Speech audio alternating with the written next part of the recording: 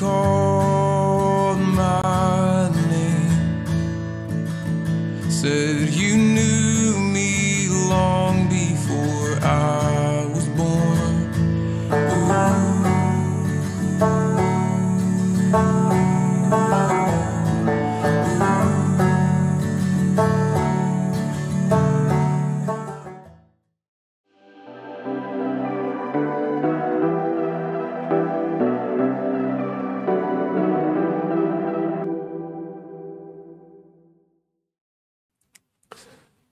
Goeiemôre broers en susters en baie welkom op hierdie dag wat ons Goeie Vrydag vier, die dag wat ons ook die Here Jesus Christus se kruisiging vier. 'n Dag wat aan die een kant vir ons baie hartseer bring, maar aan die ander kant 'n dag wat ook vir ons 'n groot klomp vreugde bring, omdat ons weet aan die kruis daar vir ons verlossing is. Ek groet julle in die naam van die liefdevolle Here, want die Here groet ons ook en hy sê vir ons, ek die Here is die barmhartige en genadige God, lankmoedig, vol liefde en trou, en ek betoon my liefde aan geslagte en geslagte.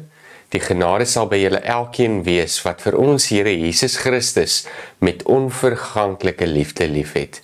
Amen. Broers en susters, kom ons bly net so sit en dan bid ons saam.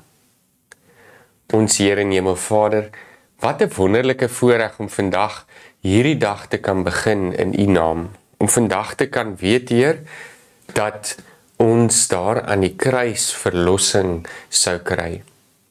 Aan die een kant is ons tog 'n tikkie hartseer, want daar aan die kruis word die verganklikheid, die verraad van die mensdom, die slegtigheid van die mensdom, die mensdom se bereidheid om 'n onskuldige te laat sterf terwille daarvan dat ons wil seëvier, word tog so duidelik daar in die kruis.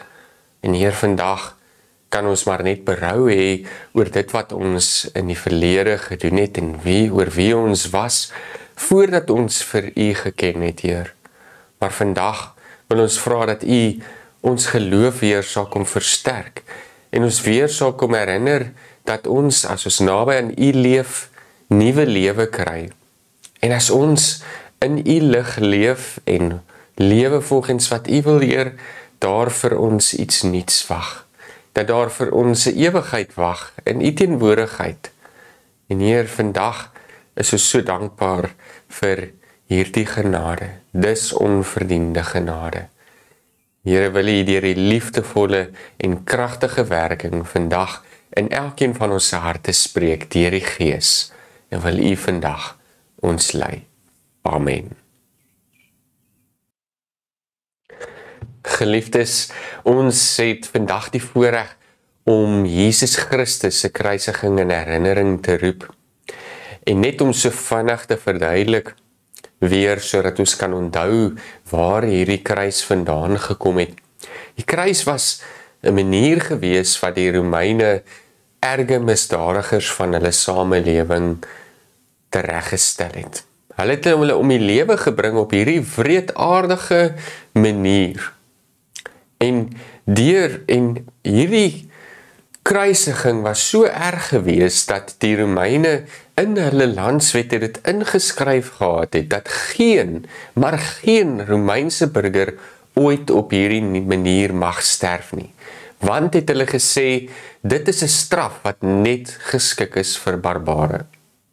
En wanneer Jesus dan aan die kruis gehang word, dan moet ons besef dat in die oë van hierdie mense wat hom stuur om gekruisig te word, is Jesus volgens hulle, voldoen hy aan daai standaard. Hulle sien hom as 'n barbaar, iemand wat godslasterlik opgetree het en verdien om as 'n krimineel te sterf.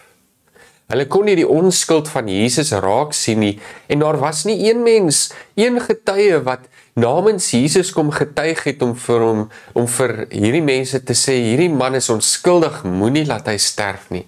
Julle kan dit nie toelaat nie. En as ons vandag Johannes gaan lees, dan lees ons ook hoe die hele skare die kans kry om vir Jesus vry te laat. Maar hulle kies eerder 'n ander koning.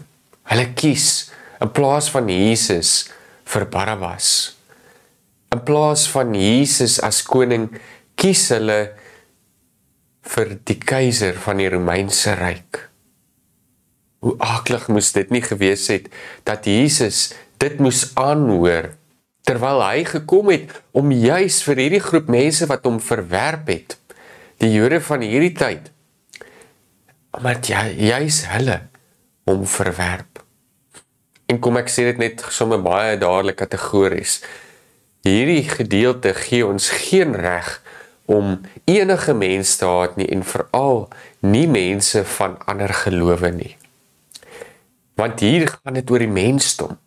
Dis tekenend van die mensdom wat 'n verhouding met God gehad het en die kans gehad het om getrou te bly aan hulle verhouding met God, maar gekies het om die wêreldse te volg, sodat hulle sin kan kry. Hulle eie lewens kan spaar. Maar kom ons lees nou vandag uit Johannes. Ons lees uit Johannes 18 van vers 28 tot 19 vers 30. Hierdie skrifgedeelte is wel langer, maar so belangrik dat ons dit weer vir mekaar lees, sodat ons die details kan hoor van wat by Jesus se kruisiging plaasvind. Kom ons lees daar van vers 28 af in hoofstuk 18. Van Kajafas af het hulle Jesus na die Pretorium geneem. Dit was vroegoggend. Hulle het nie self die Pretorium binne gegaan nie, sodat hulle nie onrein sou word nie, maar die Pasga sou kon eet. Pilatus het uitgegaan na hulle toe en gevra, watter aanklag lê julle teen hierdie man? En hulle het hom geantwoord, as hy nie 'n kwaadoener was nie, sou ons hom nie aan u uitgelewer het nie. Pilatus sê toe vir hulle, vat julle hom en oordeel hom volgens julle wet. En die Jode sê vir hom, ons word nie toegelaat om iemand om die lewe te bring nie. Sodat die woorde wat Jesus gesê het om aan te toon watter dood hy sou sterf, vervul sou word. Pilatus het toe weer 'n keer die Pretorium binne gegaan en Jesus geroep en hom gevra, is u die koning van die Jode? En Jesus antwoord, sê u dit uit die eie, of het ander mense dit oor my aan u vertel? En Pilatus antwoord toe, is ek miskien 'n Jood? Dit is u volk en leierpriesters wat u aan my uitgelewer het. Wat het u gedoen? Jesus het geantwoord, my koningskap is nie van hierdie wêreld nie. As my koningskap van hierdie wêreld was, sou my dienaars geveg het, sodat ek nie aan die Jode uitgelewer word nie. Maar nou is my koningskap nie van hierdie wêreld nie. Is u dan tog 'n koning? Het Pilatus gevra. Jesus antwoord hom, u sê dat ek 'n koning is. Hiervoor is ek gebore en hiervoor het ek na die wêreld gekom, om oor die waarheid te getuig. Elkeen wie se bestaan in die waarheid gegrond is, luister na my stem. Pilatus sê toe vir hom, wat is waarheid? Nadat hy dit gesê het, het hy weer na die Jode uitgegaan en vir hulle gesê, ek vind geen skuld in hom nie. Maar daar is gebruik vir julle, dat ek vir julle een persoon vrylaat gedurende die Pasga. Wil julle hê dat ek vir julle die koning van die Jode vrylaat? En hulle het toe weer geskreeu, beslis nie vir hom nie, maar vir Barabbas. Barabbas was 'n misdadiger. Toe het Pilatus Jesus geneem en hom laat gesel. Die soldate het 'n kroon van doringtakkies gevleg en dit op sy kop gesit. Hulle het ook 'n purperrooi mantel vir hom omgehang en na hom gegaan en aangehou sê, gegroet koning van die Jode, en hulle het hom herhaaldelik geklap. Pilatus het weer uitgekom na buite en vir hulle gesê, kyk, ek bring hom vir julle na buite, sodat julle kan weet dat ek geen skuld in hom vind nie. Jesus het uitgekom na buite met die doringkroon op sy kop en met die purperrooi mantel om. Pilatus sê toe vir hulle, kyk die mens. Toe die leierpriesters en die tempelwagte hom sien, het hulle geskreeu, kruisig, kruisig. En Pilatus het vir hulle gesê, vat julle hom en kruisig hom, want ek vind geen skuld in hom nie. Die Jode antwoord hom toe: ons het 'n wet en volgens die wet moet hy sterf, omdat hy homself seun van God gemaak het. Toe Pilatus hierdie woorde hoor, het hy nog meer beangs geword.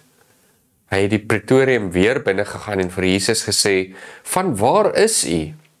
Jesus het hom egter nie 'n antwoord gegee nie. Pilatus sê toe vir hom: praat u nie met my nie? Weet u nie dat ek volmag het om u vry te laat, maar ook volmag om u te laat kruisig nie? Jesus het hom geantwoord: u sou geen volmag oor my gehad het, as dit nie van bo aan u gegee is nie. Daarom is hy wat my aan u oorgelewer het, aan 'n groter sonde skuldig. Van die oomblik af het Pilatus aanhoudend probeer om hom vry te laat, maar die Jode het geskreeu: as u hierdie man vrylaat, is u nie 'n vriend van die keiser nie. Elkeen wat homself koning maak, verset hom teen die keiser. Toe Pilatus hierdie woorde hoor, het hy Jesus na buite gebring en op die regbank gaan sit op die plek wat klipplaveisel genoem word, in Hebreëus Gabata. Dit was die voorbereidingsdag vir die Pasga, ongeveer die 6de uur. En toe sê Pilatus vir die Jode: kyk, daar is julle koning. Hulle het egter geskreeu: weg met hom, kruisig hom. En Pilatus sê toe vir hulle: moet ek julle koning kruisig? Die leierpriesters het geantwoord: ons het nie 'n koning nie, slegs die keiser. Toe lewer hy hom aan hulle uit om gekruisig te word, en hulle het Jesus weggelei. Jesus het self die kruis gedra en het uitgegaan na die sogenaamde Kobbeenplek, in Hebreëus Golgotha genoem. Daar het hulle hom gekruisig en saam met hom 2 ander, een aan elke kant, met Jesus in die middel. Pilatus het ook 'n kennisgewing laat skryf en dit aan die kruis vasgeheg. Daarop het geskryf gestaan: Jesus die Nasarener, die koning van die Jode. Baie van die Jode het hierdie kennisgewing gelees, omdat die plek waar Jesus gekruisig is, naby die stad geleë was. Dit was geskryf in Hebreëus, Latyn en Grieks. Die leierpriesters van die Jode sê toe vir Pilatus: moenie skryf die koning van die Jode nie, maar dat daardie man gesê het: ek is koning van die Jode. En Pilatus het geantwoord: wat ek geskryf het, het ek geskryf. En toe die soldate Jesus gekruisig het, het hulle sy boekleed geneem en dit in 4 dele verdeel, vir elke soldaat 'n deel, en so ook sy onderkleed, maar die onderkleed was naadloos van bo tot onder aaneen geweef. Hulle sê toe vir mekaar: laat ons dit nie skeur nie, maar loot wie dit moet kry, sodat die skrif vervul sou word wat sê: hulle het my boklere onder mekaar gedeel, en oor my klere het hulle die lot gewerp. Dit is wat die soldate toe gedoen het. By die kruis van Jesus het sy moeder en sy moeder se suster en Maria, die vrou van Klopas, en ook Maria Magdalena gestaan. Toe Jesus sy moeder sien, asook die disipel vir wie hy lief was, wat by haar staan, sê hy vir sy moeder: vrou, kyk, daar is u seun. En daarna sê hy vir die disipel: kyk, daar is jou moeder. En van daardie oomblik af het die disipel haar in sy huis geneem. Ekskuus tog. Hulle sê toe vir mekaar: laat ons dit nie skeur nie, maar loot. Laaste.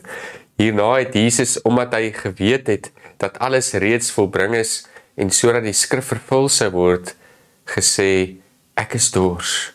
En daar het 'n kruik vol suurwyn gestaan, en hulle sit toe 'n spons vol suurwyn op 'n marjolyntak en bring dit na sy mond. Toe Jesus die suurwyn geneem het, sê hy: dit is volbring. Hy het sy kop vooroor gebuig en sy gees oorgegee. Tot sover hierdie skriflesing vir vandag. Amen. Ons het vandag gelees wat die geliefde disipel Johannes geskryf het oor Jesus se kruisiging. En hier's 'n paar goed wat vir my uitgestaan het in hierdie teks. En sommer hier aan die begin is daar al iets wat vir my so ironies is. Want hierdie priesters wat veronderstel was om rein te wees, hierdie leierpriesters wat eintlik veronderstel was om te gestaan het vir wat reg en geregtig is. Hulle sien nie vir Jesus raak vir wie hy is nie. En dan, wanneer hulle hom na die Pretorium toe vat, dis nou die plek waar Pilatus gebly het, en die kwartiere waarvanaf hy dan nou sou regspreek oor Jesus. Wat doen hulle? Hulle wil nie daar ingaan nie, want hulle is te bang om onrein te word, en dan sou hulle nie die Pasga kon geniet nie. Dan sou hulle nie die Pasga kon vier nie. So hulle religiositeit, hulle prinsipiële orde het vir hulle baie meer beteken as om vir hierdie onskuldige Jesus raak te sien in die baie moeilike situasie wat hy homself bevind. Hulle beskuldig hom daarvan dat hy 'n misdadiger is, terwyl Jesus niks anders te gedoen het as om die evangelie van die koninkryk van God aan mense te verkondig nie. En hulle is te bang om self onrein te word, en daarom gaan hulle nie in die Pretorium in nie. Hulle het vir Jesus by hulle gehad, wat hulle rein sou gemaak het tot in alle ewigheid, en in sy teenwoordigheid sou hulle rein wees, maar hulle het dit eenvoudig nie besef nie. Omdat hulle te vasgeklou het aan hulle gebruike, hulle eie wette, en hulle eie verstaan daarvan. Die Here se wette dalk, maar hulle het dit so deel van hulle mondering gemaak, dat hulle nie meer met hart na hierdie wette geluister het en dit uitgevoer het nie. Maar hulle was te vasgeval in hulle eie gewoontetjies. En dan, wanneer Jesus voor Pilatus kom, dan kry ons vir Pilatus wat van die begin af baie huiwerig is om oor Jesus te oordeel. Want wat hy in Jesus sien, lyk nie vir hom soos iemand wat skuldig is nie. Hierdie beskuldiging dat Jesus homself die Seun van God genoem word, maak hom inteendeel eintlik nog meer versigtig om 'n oordeel oor Jesus te spreek. En binne in hierdie konteks en in hierdie leefwêreld waar daar vele gode was en daar wel keisers was wat ook na hulle self as die Seun van God sou verwys, was Pilatus waarskynlik nog meer versigtig, omdat hy geweet het dat as jy die gode kwaad maak, dat daar vir jou groot oordeel sou lê. Onthou, ons praat nou vanuit sy perspektief. En hy is verskriklik huiwerig oor wat volgende moet gebeur. En dan vat hy vir Jesus uit en vra vir die mense, hoorie, hy vind eers geen skuld in hom nie, en dan vat hy vir Jesus uit en hy sê vir hulle, hoorie, ek het daar's 'n gebruik wat ek een man vry kan laat vir Pasga. Sê julle vir my, wie moet ek vrylaat? Kan ek nie julle koning vrylaat nie? En hulle sê, hy is nie ons koning nie. Laat eerder vir Barabbas vry. Die mense vir wie Jesus gekom het, verraai vir Jesus net daar en dan weer. Soos wat hulle herhaaldelik gedoen het. Hier staan hulle koning voor hulle, en dis nie die koning wat hulle verwag het nie. Dis nie hierdie magtige heerser wat hulle van politieke onderdrukking sou kom bevry het, wat hulle verwag het nie. En hulle herken hom nie. Wat doen hulle? Hulle roep uit dat Jesus nie hulle koning is nie, maar dat hulle wil hê dat Barabbas vrygelaat moet word. En wat gebeur dan? Weereens gaan Jesus terug in die huis van Pilatus saam met hom. En terwyl die mense uitroep, kruisig hom, kruisig vir Jesus, is dit weereens Pilatus wat probeer om seker te maak dat hy nie hierdie man onnodig gaan veroordeel nie. Ons het gelees hier dat daar geskryf staan dat Pilatus sy bes probeer het om nie vir Jesus ter dood te veroordeel nie, Maar wat gebeur dan? Hierdie mense insist, kruisig hom, kruisig vir Jesus. En dan gaan hulle self so ver en dan vra hy, Pilatus weer vir hulle, maar sal julle koning kruisig? Sou julle koning kruisig? En dan antwoord die mense vir hom in vers 12, as u hierdie man vrylaat, is u nie 'n vriend van die keiser nie. Elkeen wat homself koning maak, verset hom teen die keiser. En Pilatus is hier metafories gesproke 'n bietjie in 'n catch-22 situasie. Want wat kan hy doen? As die keiser sou hoor dat hy toegelaat het dat iemand na hulle self as die koning verwys het, behalwe vir hom, dan sou hy verseker sy werk verloor het. Meer nog, hy sou waarskynlik ook tereggestel geword het. En sy eie lewe kom skielik ook op die spel.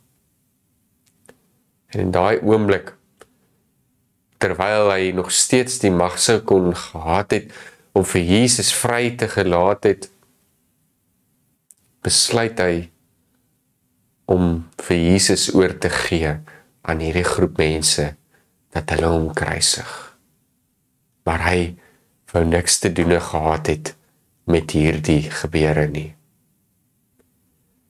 Selfs Pilatus het besef dat hy met groot versigtigheid in hierdie situasie moet handel.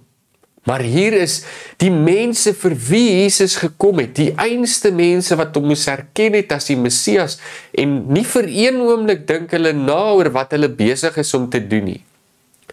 Maar hulle skree te vreugdevol uit, kruisig hom, kruisig hom. Miskien omdat hulle ook vir hulle eie lewens gevrees het, as daar dalk ergens 'n woord sou uitkom dat Jesus een of ander politieke leier is. Maar in daardie oomblik weet hulle nie dat hulle besig is om hulle verlosser te verraai nie. Ons lees mos in die 3 sinoptiese evangelies, Matteus, Markus, Lukas, lees ons hoe Jesus daar aan die kruis hang en sê, Vader, vergeef hulle, want hulle weet nie wat hulle doen nie. En Johannes ontbreek die baie detail van hoe die spykers deur Jesus se hande geslaan is en die leed wat hy daar aan die kruis moes ervaar het. En ons lees net van hierdie vernedering wat Jesus daar aan die kruis moes deurgaan. Hulle loot sy klere uit. Hulle het so min respek gehad vir Jesus, die mense rondom hom, dat die soldate sy klere gevat het en dit uitgeloot het onder mekaar. En waarskynlik wanneer Johannes hierdie evangelie skryf, is daar by hom nie veel goed wat hy kan onthou van hierdie situasie nie. Ons praat hier van die geliefde disipel. Ons praat van Jakobus se broer. Een van die 2 broers van Donner, die broers wat die fiksers was, die broers wat daar was om probleme uit te sorteer as iemand 'n probleem gehad het, met geweld selfs. Hierdie geliefde disipel verander totaal en al. Hy is gebreek. En wanneer hy nadink oor Jesus se dood, dan is daar net hartseer te bespeur in sy vertelling van wat daar gebeur. Van verraad na verraad na verraad vind plaas. Selfs Jesus se eie disippels het hom eenkant gelaat. Daar terwyl almal weg is, was dit net Johannes wat saam met Maria Magdalena daar by die kruis gestaan het, volgens hierdie vertelling van Johannes, en waar Maria dan Johannes se verantwoordelikheid word. Dit was net hy wat oorgebly het. En daar by die kruis ervaar hy net hierdie intense, diep seer en hartseer.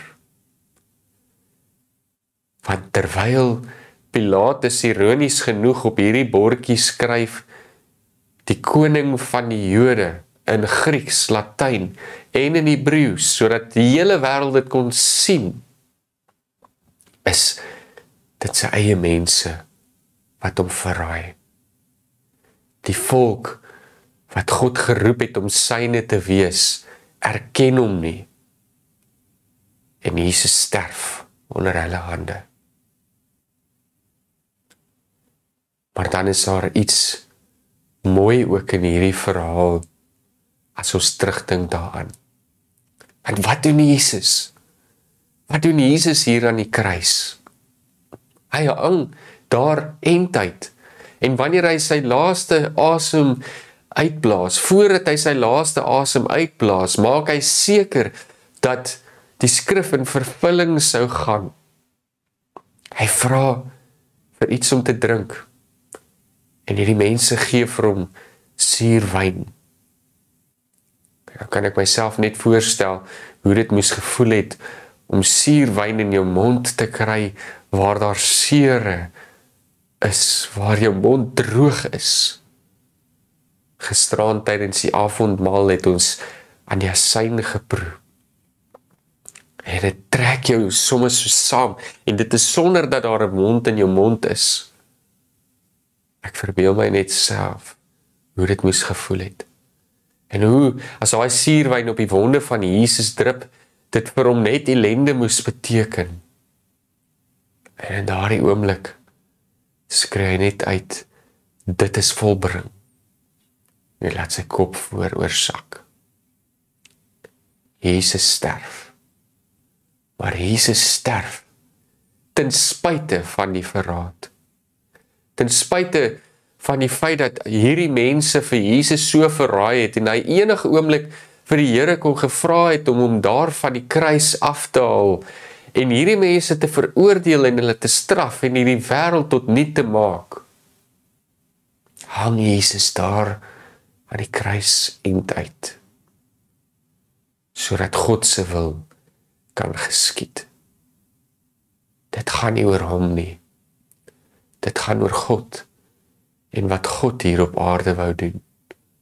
God se liefde vir hierdie selfde mense wat hom keer op keer deur die geskiedenis van Israel verraai het en nou weer. Sy liefde is so groot dat hy nogtans bereid is om in Jesus hierdie prys van verlossing te betaal.